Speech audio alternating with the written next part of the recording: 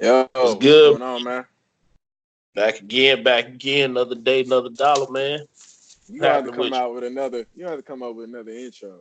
Say Oh, the that's same shit every show, man. a Yo, thing. another day, another dollar. Yeah, Hey, that's your thing. I speak only facts. Yeah, I, that what they tell you. that's what they tell me. That's what they tell me. This is pure Mhm. fact. I mean, it's another day, another dollar, man. I'm just trying to survive. I feel you. Same here, bro. Man, what's up with us? You got a little too much red on. What's up, blood? All this Oh red no, background, red with the hoodie. Come on, man. don't disrespect me like that. You know it's Caesar, man. I'm just a Chiefs fan. Don't disrespect me like that, dog. All this extra red you done brought out today. What's up with you, There though? ain't no extra red, man. You know I'm a Man, Chiefs fan, dog. and Whether whatever. it's in season, off season, it don't matter. It's Chiefs all day. Win Yeah, or lose, most of the time lose, still Chiefs all day. yeah. We'll see if you still feel that way if Mahomes come out I and don't. come blow it up, mess up everything this year. We'll see. But You're out of he a here. dope First of quarterback. all, you're out of your damn mind, and you're gonna put some respect on the MVP of the league's name right now. Remember that MVP. Should have been Aaron Donald, but that's another story for another Should day. my mama said shoulda, coulda, woulda don't exist. Hey, I mean he cool. He a nice little quarterback or whatever. You He wish got you y'all had him. whatever. You would. Don't make me bring up how many points I scored in the Super Bowl, man. Come on, Hey dog. man, all these low blows ain't necessary. But since we talking about quarterbacks, man, it's that time of year where the quarterback's name is gonna be ringing hard from the combine and draft and free agency. Free agency start this Sunday, so you're gonna definitely see a lot of names bouncing all over the place as far as Nick Foles and Teddy Bridgewater and stuff. But the is interesting right now because the combine just ended. You got the young bucks getting ready to come into the league. The young quarterbacks, they coming right into the league. The Kyler Murrays, the Drew Locks, the Dwayne Haskins, all the first round guys. But then you also got guys who could be traded. The Nick Mm-hmm. Foles, Joe Flacco's, Ryan Tannehill's, all those obviously other veteran groups that could be traded. Nick Foles is the hottest name, just because of his recent resume. What you Flacco think with about Denver, man. what? Oh yeah. Flacco already been moved to Denver. Yeah. So what you think about Foles? Signing with the Jags. Do you th- I love it for the Jags, man, and I love it for Nick Foles too because they actually have some weapons on offense. First of all, they gotta get Leonard Fournette back healthy. That's number one. We can start there. But they have some speed too at receiver, man. The kid, what's his name? Is it Didi? Dede Westbrook Didi Westbrook. Didi and Westbrook is Keelan fast Cole? as and Keelan Cole. Westbrook is fast as hell, man. That's Yes, your he deep is. threat. And Nick Foles, we already know he likes to launch that bitch deep. That's what he Yes, he does. does. But honestly, anybody would be an upgrade for Jacksonville. Let me give you some stats. I got some stats on the Jacksonville Jaguars passing game last season. First of all, they were 26th in passing. 3,109 passing yards for the entire season. 3,000. Do you know there are teams that are damn near running for that much? Seattle ran off for almost 2,600 yards last year. Running the Yeah, ball. That's pathetic. They passed the ball for that's 194 yards a game. 194. It's 2019, man. What are they running? The triple option or something? It's ridiculous. 15 touchdowns. 15 touchdowns for an entire season. Bro, there's 16 games. the The hell? What? 31st ranked scoring offense in the league. It was Like, it's awful. And last stat, got sacked 53 times. 53 times. oh man, Nick Foles is it's bad. he's a huge upgrade, and I'm glad he's getting a chance to be a starter. Jacksonville, go get him. It's a it's a needed upgrade. You know, it's not locked in yet. It's the most likely, and it's the one that everyone believes is pretty much for sure. But you know, there's still time. Like I said, free agency starts Sunday. Plenty of time, especially with the tempering period where you can talk to the agents and stuff starting on Friday. There's time for another team to swoop in and try to squeeze foes. But I think ultimately he gonna end up going to Jacksonville. But I think that when you talk about Jacksonville, that offense, it's it's a different type of bad, man. Like It is. it's not your everyday bad because No. you could see guys, balling hard, you know, but it just don't go their way from bad coaching, bad plays, whatever it is.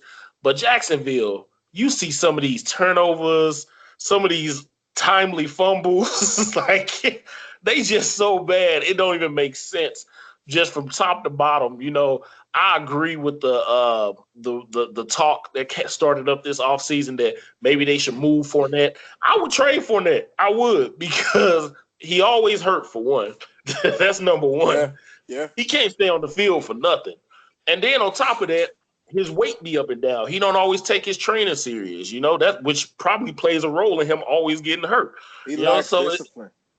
yeah, he lacks a lot of discipline. I think it's because his whole life he been the man. He been catered so much his whole life. He still walk around thinking he could do whatever he want, but he ain't Yeah. really been a professional. Right. And I think that's why him and the coaching staff of Doug Marrone and Tom Coughlin, they all bumped heads with him last year because that mentality he got. So I would trade him. I would just rebuild the entire damn offense because my defense is young enough to where I got a year to do it. I got a Yeah. year to put Yeah. some pieces in place. If my defense was old but as good as they are, you'd feel a little more pressure because that window's closing. But all the guys on defense, they top players, they all 25 and under 26, so you got a year to try to get the right pieces in. Speaking of the right pieces, another quarterback situation, the Cards.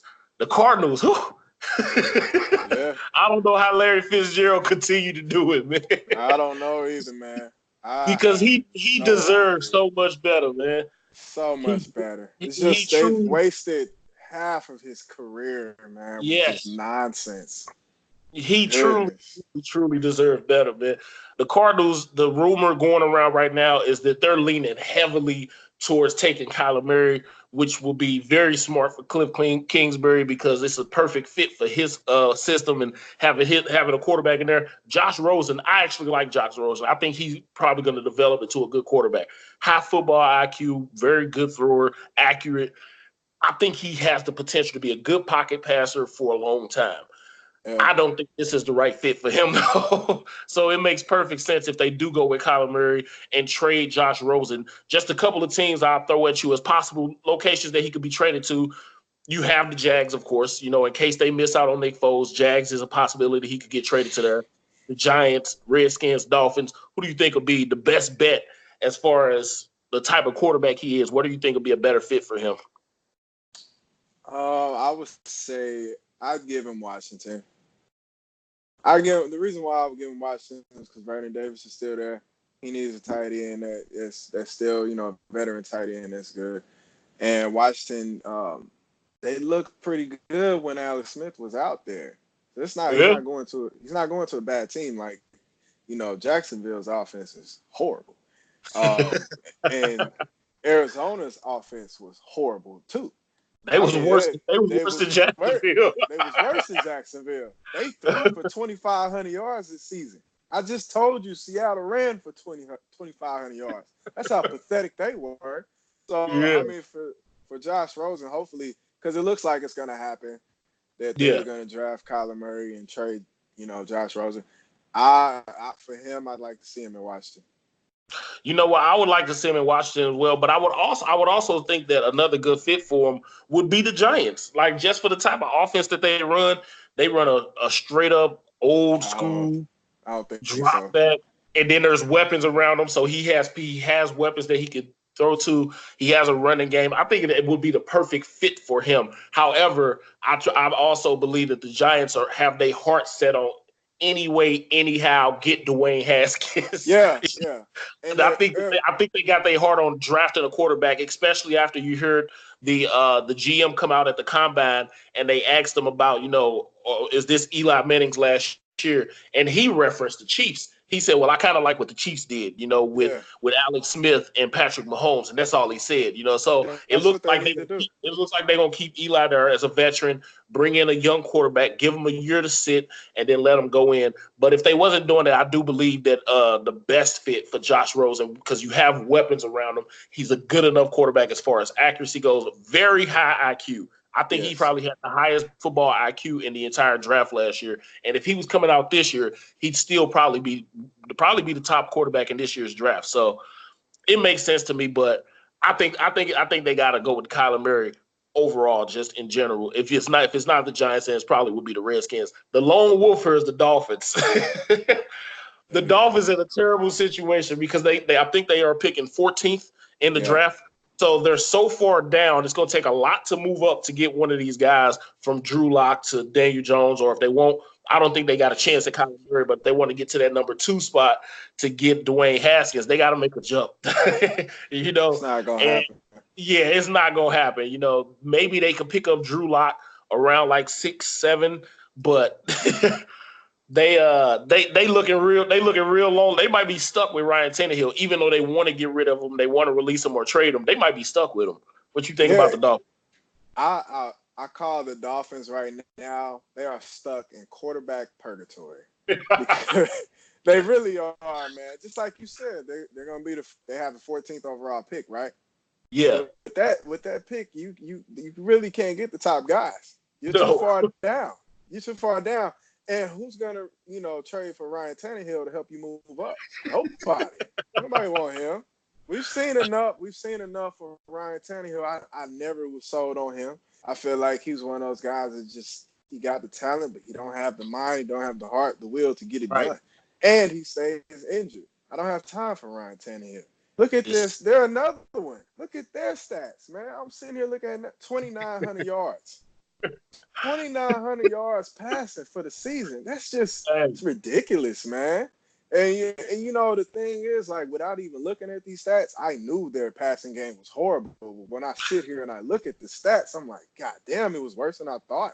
They are stuck in their purgatory, and I wouldn't even try to make everyone better around him. My focus would be getting rid of Ryan Tannehill, and whoever I got, we're going to roll with you until we can figure out this quarterback situation. Because like you said, there's no free agents that you really want to come in and fix it. Nick Foles doesn't want to go there. He wants to go to Jacksonville, but he have already a top-tier defense. So they have an issue. And I don't foresee it being fixed anytime soon. I don't either, man. Like, it's weird because it's like they're not a good team, but they always win just enough games to pull themselves out of contention. Yeah, like quarterback. It's purgatory, man. It really is. 7 to 8 wins every year. They go win 6, 7 games, put them in that 10 to 14 range. They beat the Patriots every year in Miami, and it's just so much false hope. Yeah, it sucks to be a Dolphins fan this year, these past couple years, man. And just like I said, overall, you got a lot of movement that's going on as far as the quarterbacks go. The NFL has been, it seems like the past maybe 10 years, the NFL been on this crazy search for quarterbacks. And every time it looked like a team got one, it's something go wrong to where they turn out not to be one. The perfect example, we talked about the Raiders last time with Derek Carr. A few years ago, people was thinking Derek Carr was going to be the quarterback they drafted him to be. Yeah, it's not happening. Teddy Bridgewater, a few years ago, people was looking at Teddy Bridgewater like, oh, man, we see the potential. He played really well for the Vikings one year. Then the next year, he didn't play well. Then he got hurt, So it's like you keep seeing these teams fighting for these quarterbacks, but it's just not working out. It's a reminder of how hard it is to find that franchise quarterback. When you go into the draft, and you're looking at the top quarterbacks, and sometimes you get lucky. Sometimes you get a Russell Wilson in the 3rd round, and you get a Kirk Cousins in the 4th round. Every once in a while, you get lucky, but for the most part, finding a quarterback is one of the hardest things to do. Speaking of the combine, man, This past combine just went by. Let me first off just say this was one of the most athletic combines I've ever seen in my life. You had a whole bunch of guys that was receivers that 6'4", 220 plus, running 4.4s and 4.3s and all kind of stuff, and defensive linemen, That's literally key. defensive linemen that was jumping 37 inches vertical and then running 4.4s. Right, at 300 Like, pounds. Like what? this was an unbelievably athletic combine. Like, I haven't seen one this crazy in a long time. I wish that guys like Kyler Murray would have also took part just to see what the hell they would have did. It was crazy, the athleticism that was on display this year in the combine. And before the linemen started, one commentator, Daniel Jeremiah, he said that he was talking to a scout, and the scout said he believes that this is going to be one of the most freakishly athletic combines that we've seen in recent memory. And the dude was right. But one thing I took away from this year's combine on a little comedic level was some of these names, man. Now, as a person with a unique name, I feel that I have the right, and it's okay for me to laugh. Probably not you. Oh, it's always okay for me to laugh. Let me give you some of the names for this year's combine, all right? Because these mess me up, man. You had Boston College cornerback Hemp Cheevers. Now, his name, Hemp, like H-A-M-P. Hemp. Oh, Hemp. Yeah. Hemp Cheevers. Sounds like a true porn name. Hemp Cheevers, the stallion. Then you have Freedom Akinmoladon. His last name cool, but that first name, Freedom. my man, Mama was watching Braveheart in the delivery room. Oh man, come on, dog. He's from Nebraska, man. His name was Freedom. I said, oh, the one that messed me. What's his last name? Freedom Akinmoladon. I'm not even about to try it. Akinmoladi.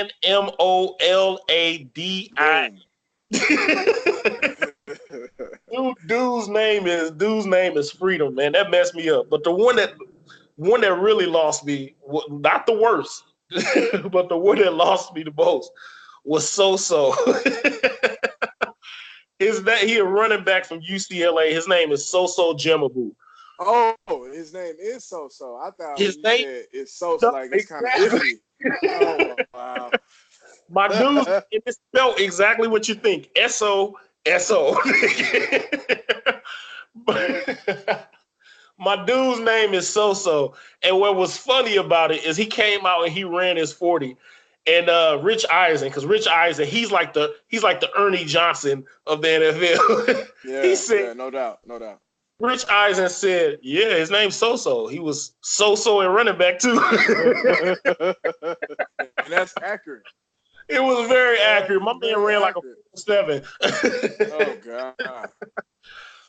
So you got some work to do, man. You got some work to do. But then you get interesting. You got a cornerback whose nickname made all the sense in the world, Greedy Williams. Probably going to be a top 15 pick in this year's draft. Greedy, it fits because he greedy with the interceptions. My man, he from DBU, LSU, and the dude just picks off passes like it's nobody's business. So I thought he's a beast, man. Because his name fits with him. But then you got another corner, my man from Temple. Yes, sir. Rock you. Hey, if you think we lying, look it up. My man's name, his birth certificate name is Rakia Sin. You know how much better it would be if it was Rock Your Son? Man, can you imagine what it would be if it was Rock Your Mom? Oh my God.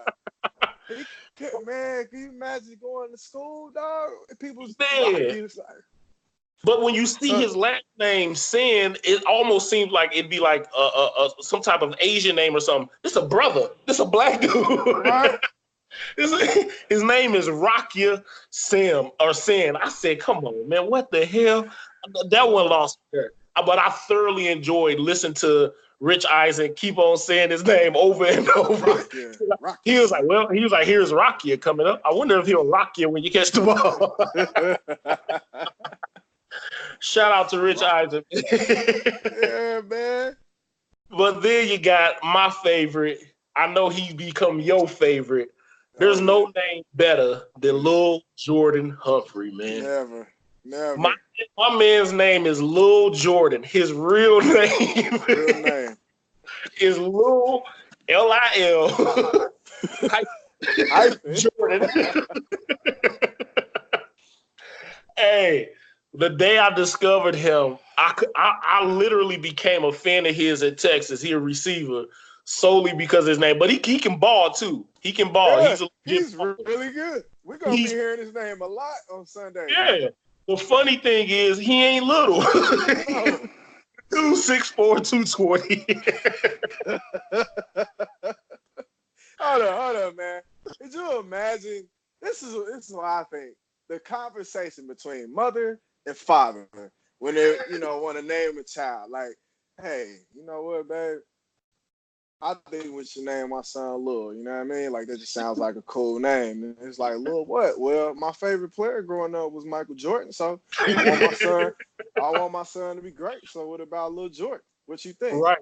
Yeah, that's a great idea. And you know what? We should hyphen it. And let's not even make it little. It's just Lil, like nickname. Let's make it his real name. That's the type of ignorant shit they did to this boy, man. But hey, you know what? Right. You know what? I did research on his name because I've been talking about Lil Jordan for a while since September. I know I was telling you about him in Hawaii for your wedding.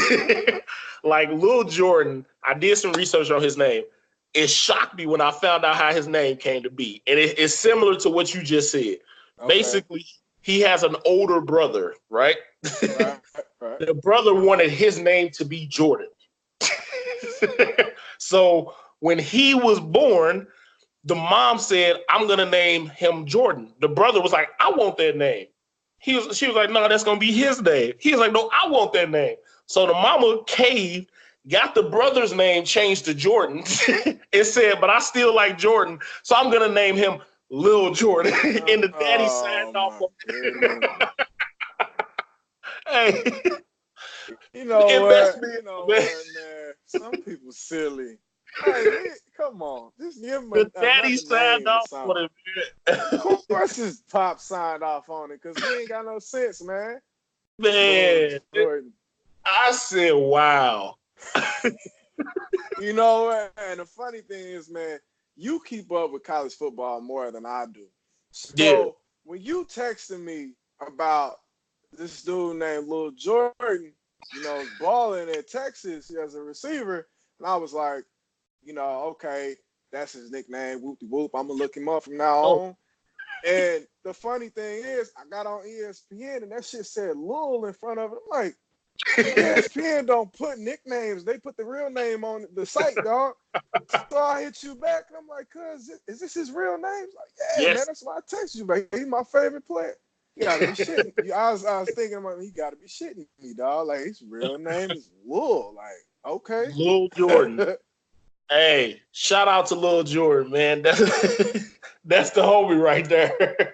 I wish him nothing but the best on Sundays, man. Go kill it like you did in Texas. Yeah, man, we rooting for you, dog, but we definitely gonna make fun of you along the way. Just like I'm sure they did at school. I'm sure they made fun of him. Gonna make fun of you a lot, but there's a good chance I'm gonna pick you up in the 15th round of my fantasy draft. There's a very good chance. Ball. But on a more serious note, man, talking about the combine just passing and stuff, one thing you notice about the combine, every year, more and more underclassmen declare. Every year, the past 3 years consecutively, the record's been broken for how many underclassmen has declared. And it's starting to make more and more sense, because you see so many things happen where stocks drop and all kind of stuff and things go terribly wrong. And it makes a lot of sense as to why you're seeing so many of these young bucks be like, you know what, I'm ready to go. And I was really happy to hear the news about Shawn Oakman just before the combine kicked off. For those who don't know, Shawn Oakman is when you're on Instagram or something, you see that freaky big D lineman where that memes still go around to him, and they always got pictures of him everywhere. He's in a Baylor uniform with the dope face mask and the visor, look like a creative player. 6'9" Shawn Oakman from Baylor, defensive end, 280 pounds, 10% body fat, freak of nature. His junior year, he was projected to be a top 10 pick because he had 11 sacks. Again, I just gave you his measurements. He was a freak. He was explosive. The rumor was he ran about a 4.55. You know, everybody was raving about him. He went back to school for his senior year. And I would never try to discourage anybody from going back, especially if they want to finish up their education and stuff. But when you all have the chance to become a guaranteed multimillionaire, to me, it makes sense to leave. And he's a prime example of why. Shawn Oakman goes back, his production dropped. You know, his production dropped. Most of it was due to injury. But then he got in some trouble at school. But so that dropped his overall draft stock to a second to third round pick. Still gonna be a millionaire. Right. But then at the end of the season, a young lady had told the police that he raped her. And with that rape came the end of his career. This was in 2015. Shawn Oakman was removed from everybody's draft board. He was no longer invited to the combine, all kind of stuff. He got arrested. He went through hell. He went through absolute hell. And then just last week, just before the combine kicked off, he was all charges was dropped. You know, he was found as not guilty for the rape. He said that it was consensual sex when it took place. Nobody believed him outside of maybe a couple of athletes and some teammates. Nobody believed him. His name was drugged through the mud. His entire life has changed. Right. I'm gonna go into a little further. I know you want to get in a little bit, but these things here, man, it is it's imperative, you know, that for these young athletes, they really be conscious of who they're keeping around them, man, because you see this very, very often. This isn't the first time, and it definitely won't be the last time. You've seen it with players from basketball, football, baseball, everywhere, especially when the name is big. You know, when the name is big and people see an opportunity for money, things like that, these things tend to happen. I'm gonna let you go ahead and dive into it a little bit, though. Go ahead. Yeah, man, I did a lot of research on the case and just the history of Shawn Oakman. And let me just go back to Penn State because he started off at Penn State. He ended up getting kicked off of Penn State. Before people check into why, a lot of people don't check into why. They just say, "Oh, he's got a troubled past." He got in trouble for stealing a sandwich at school Yeah. because he didn't have any more money left on his student account card. Stealing, yes. Kicked off the team, whatever. That to me is beyond minor, and it also goes to show you why it's important when you have high draft stock, you need to leave because you're not making any money immediately. But he ends up going to Baylor.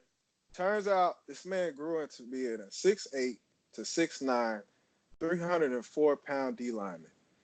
After his junior year, he had 11 sacks and was projected to be, you said top 10. I've seen other Bleacher Reports say he was going to be top 3. Yeah. Top 3. If he would have entered the draft that year, the top 3 pick was projected to make $25.8 million over 4 years with a $17 million sign-on bonus. Okay, the kid runs a 4.85 at 300 pounds, 23 reps on the bench. They had him projected, like I said, to be a top 3 pick over names like, get this, Jalen Ramsey, Ezekiel Elliott, Miles Jack, and Heisman Trophy winner Derrick Henry. He was projected to be better than all of them. Now, we get to this case, and one of the main problems with this case, we have 6 people testified, 2 of her friends, 1 nurse, 1 police officer, and 2 of his friends testified that she was not drunk as she said she was. That's number 1. The jury, it took them 2 hours to deliberate on this case. And if anybody has been involved in a major case like this, Anytime a jury is quick to make a decision in 2 hours, that means you have no evidence whatsoever. And I want to be clear with the evidence part. The fact that he was, acquitted of all these charges, there is still a gray area that he may have done it. They just couldn't prove it. So I want to be clear about that before, I say anything else. The other part of this case, the accuser admitted that she had a previous sexual relationship with him. Doesn't mean you can't rape someone, but they knew each other. They had been together.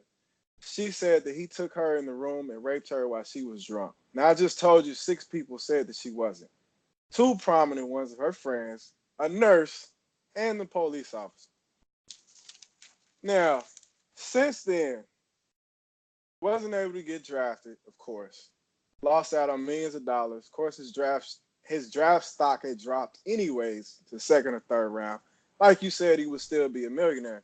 But since then, the hell that he has been through, and to be exonerated, I'm going to just give you some of the things that he's been through alone. First of all, he had to come up with a $50,000 bond.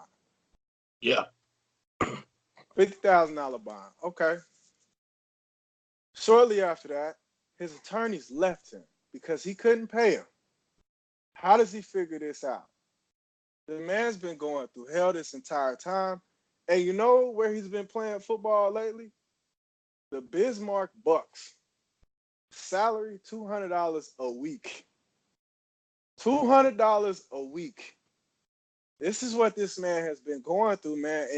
And this case, like, it sickens me to my soul because you hear it so much.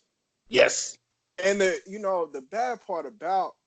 worst part about all of this is that there are women that get raped, man. And women like this, even though there's still, like I said, there's a gray area that he may have still done it, but there's nothing supports what she's saying. The women that actually do get raped are ruined because of women like this accuser. Yep. And you know what I'm saying? Like I said, you hear it over and over. She has ruined this man's life. He can never get that back. I know he's only 26 years old, and now he can try to pursue his dreams with the NFL. But me and you both know, if you have not played football in 3 years, I don't care what you've been doing. You are not ready to go back to that level of football, especially the NFL. Like, there's no way you could tell me he's been training at an NFL level when he got this case on his mind. He just played for the Bismarck Bucks. He played 12 games. He had 2 sacks. That tells me all I need to know, man. His mind it's gone. Yeah. That money that he would have made, he will never get that back. And that, and his, like I said, his life has been ruined. And for me, I am tired of hearing about these cases. I'm tired of hearing about the women that lie about it, and I'm tired of hearing about the men that actually do this because I hate both sides of it. But for me, he was facing 2 to 20 years of prison. It's time for her ass to face 2 to 20 years of prison. And that's what I was going to get to. Yes, but like I said, there's a gray area because you can't put her in jail if you can't prove that she's lying. If you can prove that she's lying, put her ass in jail, and he needs to file for a civil suit immediately.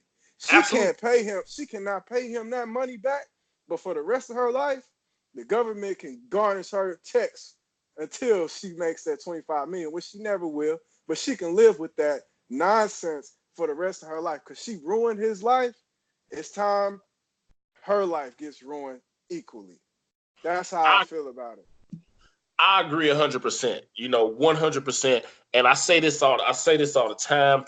The people who lie about these crimes are the worst people because you not only are ruining that person's life that you lie on, you're also making life incredibly hard for the people who really do go through these things because the lie happens far too often. You hear of the lie coming out, and it happens often enough to where women and men too, kids that go through these things, it makes it hard for them to come out because people don't believe them Right. because of the We lies. always have to question that. It's And I always hate going to be that we have to question it. yes, Because if a woman comes out, it's hard enough for women to come out with this. It's very difficult. And the very. fact that they know people are gonna question them, it's sickening, man.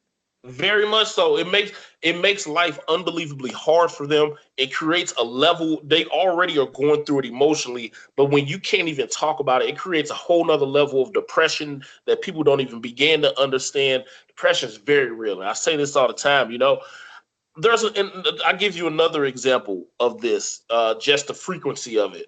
Brian Banks. Some of you all may remember that name. Brian Banks was a young kid, high school student who got a full ride scholarship to play linebacker at USC. Before he attended and even went there for one day, he was accused of rape. Brian Banks went to prison for 5 years. He got out of jail after 5 years because the girl came clean about her rape on Facebook, admitting that it was never a rape. 5 years, 5 whole years. And it's like, I don't think people really understand the magnitude of this, because the worst part about it is the people who tell these lies, from the Brian Banks situation to the Shawn Oakman and everything in between, those people never do a day in jail. And this is a situation with Brian Banks where, as you said, you have to be able to prove it. She admitted it. She admitted it was all a lie. She didn't go to jail.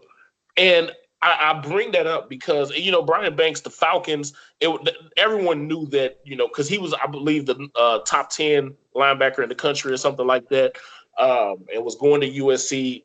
It's never a guarantee you're going to make it to the NFL ever. Right. But usually the top ranked players in the country usually squeeze their way out. They have a much higher percentile of going off to the NFL. Don't mean you're going to be a first round pick. Don't mean you'll be drafted. Sometimes those guys go undrafted, but they have up in the upper 90 percentile of making it to the NFL. And he was in that 90 percentile.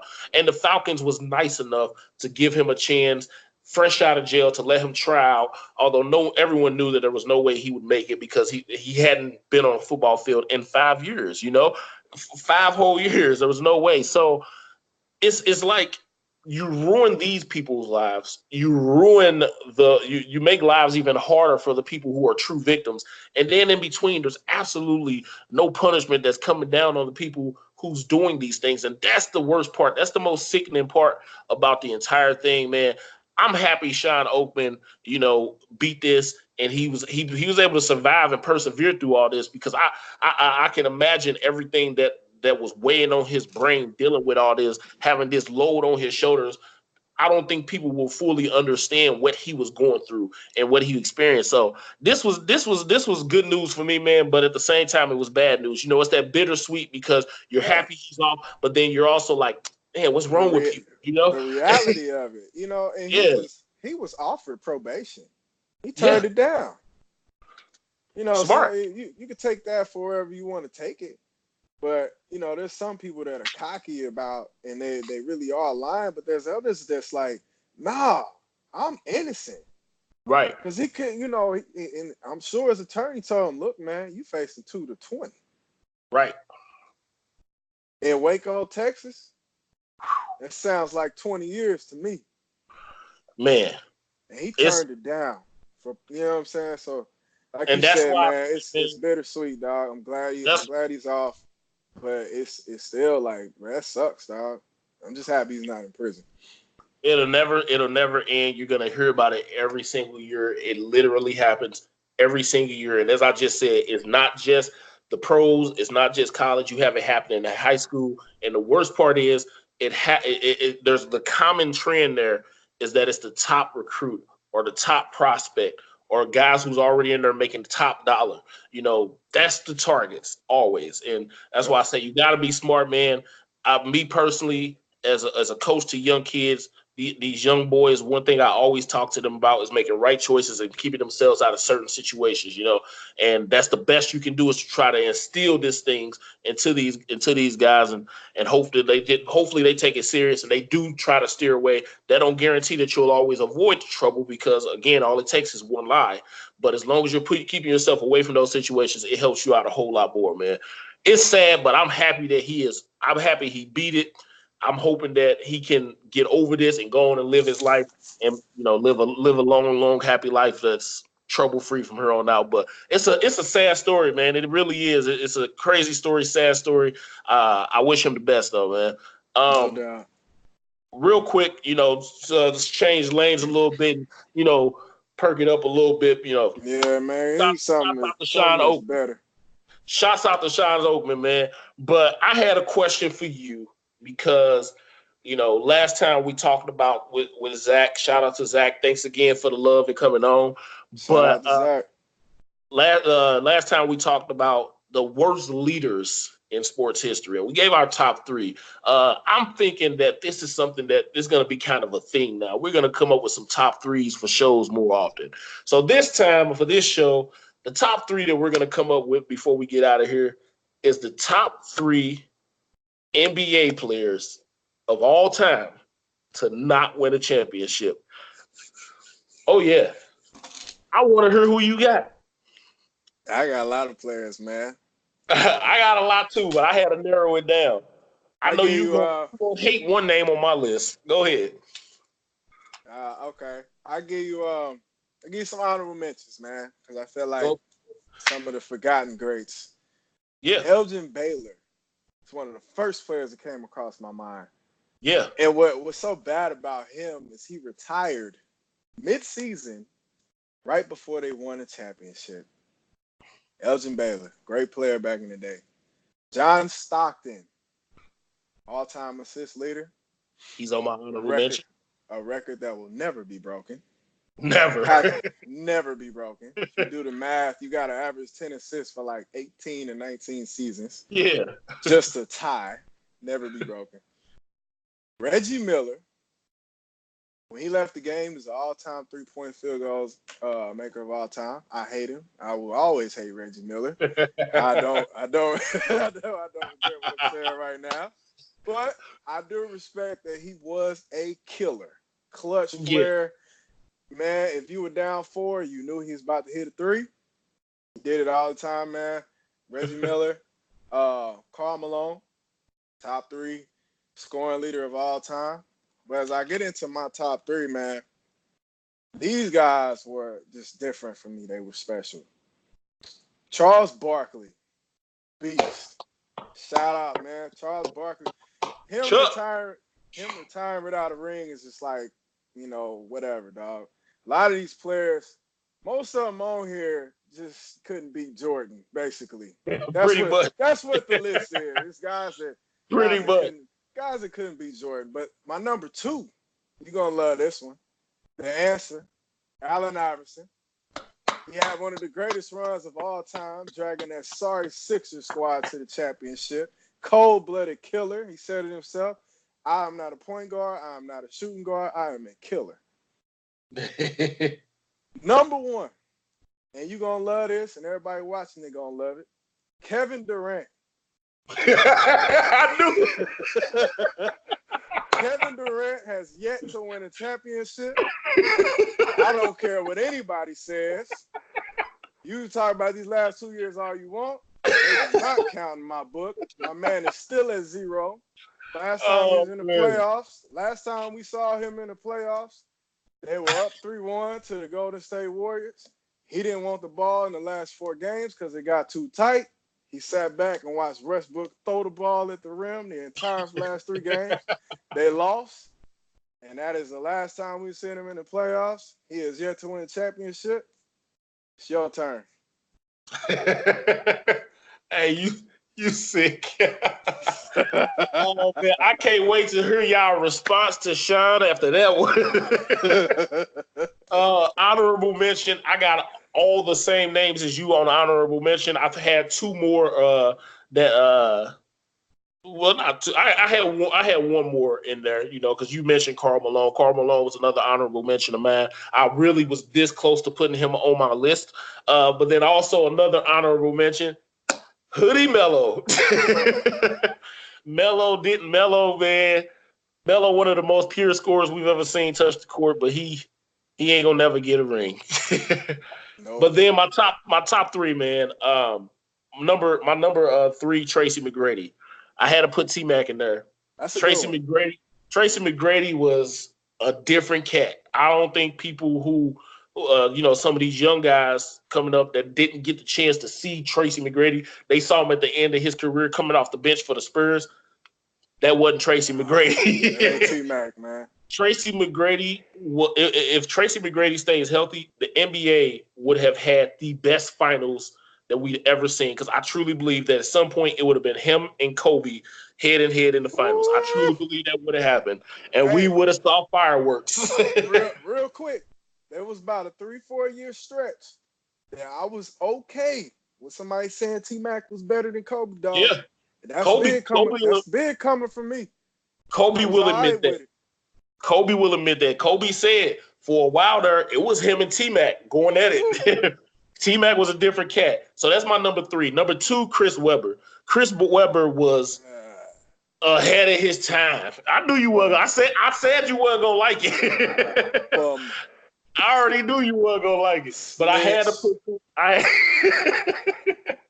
had to put Chris Webber on there, man. Chris Webber was truly ahead of his time from an athleticism standpoint. You just didn't see 6'10" guys out there at that time moving and running like he did. Chris Webber was a different breed, definitely was a baller, was a dog, and was a problem. You hear Shaq talk about all the time. He was one of the few guys that gave Shaq a problem. This is the most dominant player ever who gives that respect. So you got to give Chris Webber a shout out. And then, of course, number 1, my guy, the second coming to Jordan. AI, the answer. Yes, sir. Second coming to Jordan is Kobe. Hey, you know why I love AI so much, man? Because AI, you talking about a dude who I believe he's a lot like Mookie Betts, baseball player. Mookie Betts was going to be successful no matter what. Yeah. I think Odell Beckham is a player who would have been successful no matter what. You know. Agreed. And then you look at AI. I think he's successful no matter what. AI still holds Virginia records in football.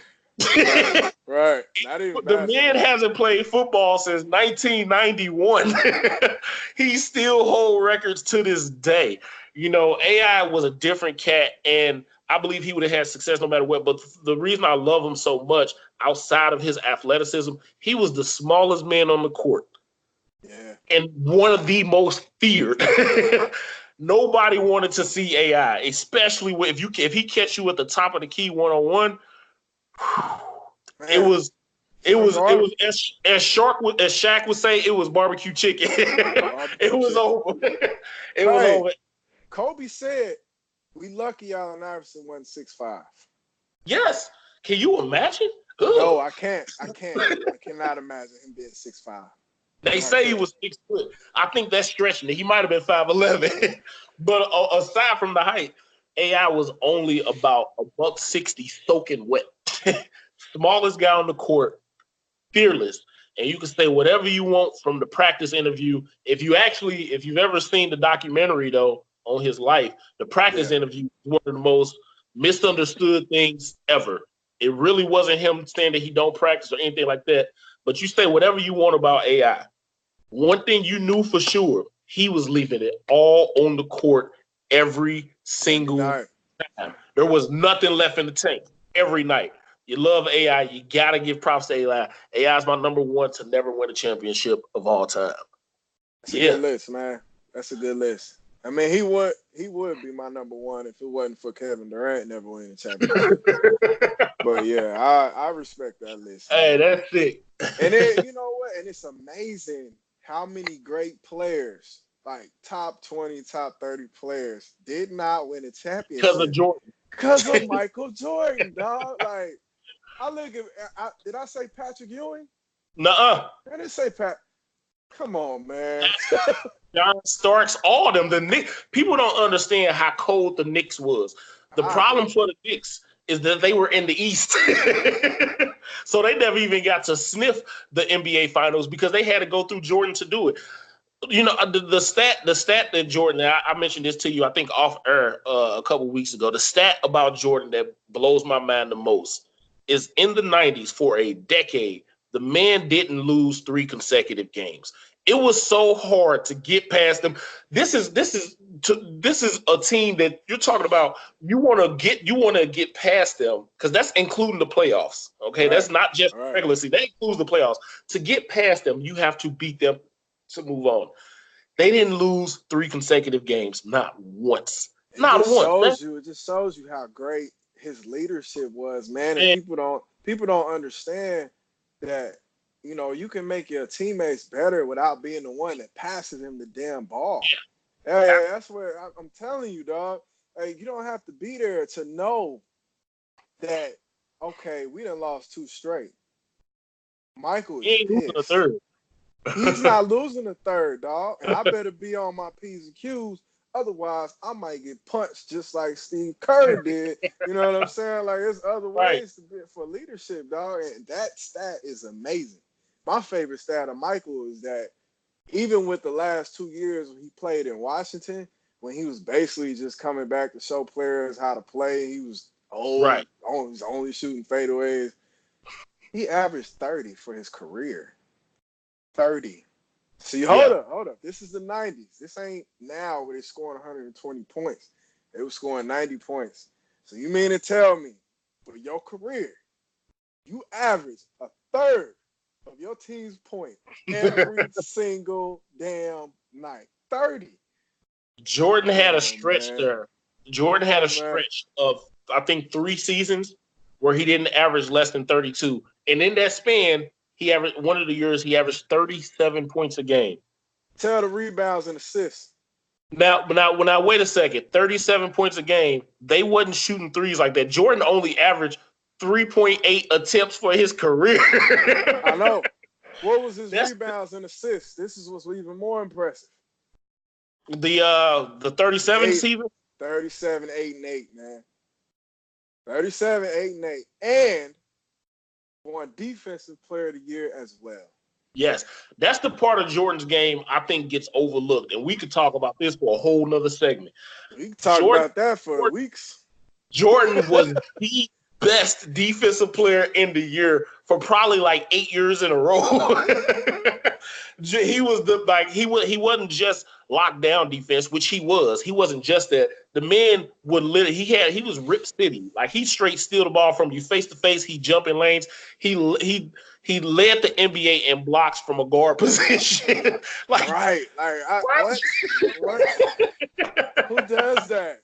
What? It just goes to show you how hard he was playing at that time. Yeah, man. That means your energy level is on a whole nother. There's no way you can win MVP and win Defensive Player of the Year in the same fucking season, dog. That just does not happen. There's one season. And it's okay. I'm gonna give you this real quick because it's like what Paul George is doing, but on steroids, like a whole nother level. Because right now, Paul George would probably finish top 5 in MVP and Defensive Player of the Year this season. Yeah, like absolutely. It's what he's doing, but on a different level, dog. Like that's amazing, man. You know what? One thing about Jordan, as far as the accolades go, there's 1 year, okay, and I think you're gonna already know what year this is that I'm about to say.